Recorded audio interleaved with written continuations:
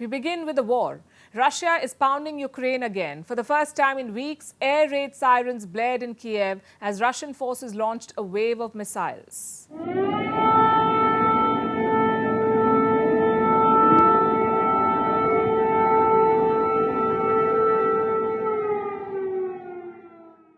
And this is how it ended. Concrete structures reduced to rubble, buildings on fire and panic on the streets. These pictures are from Uman in central Ukraine.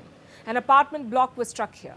Until this morning, the building was on fire. There were emergency crews at the site. They spent hours looking through the rubble.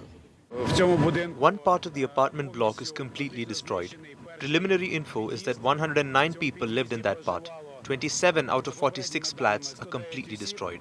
We organized operations as fast as possible to rescue the people that are alive and trapped under the rubble.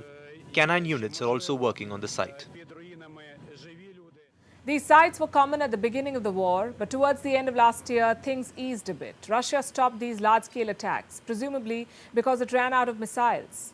But last night, Russia resumed the missile attacks. Russian forces launched a midnight raid. Missiles rained on some of the largest cities in Ukraine. Multiple deaths are being reported, including that of a 2-year-old child.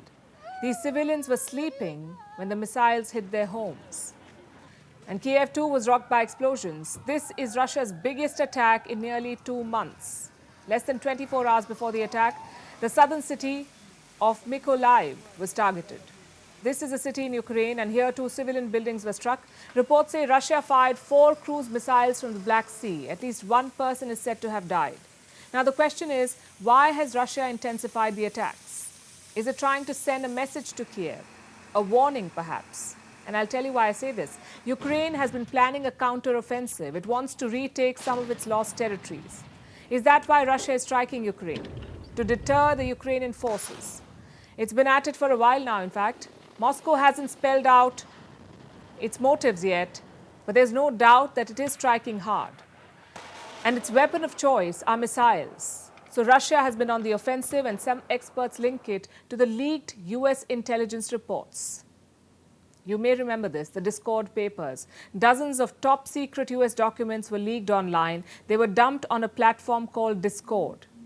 And they revealed a vulnerability in Ukraine's defenses. The leaked papers said Ukraine's missile and ammunition stocks could run out by the month of May. Now look at the calendar.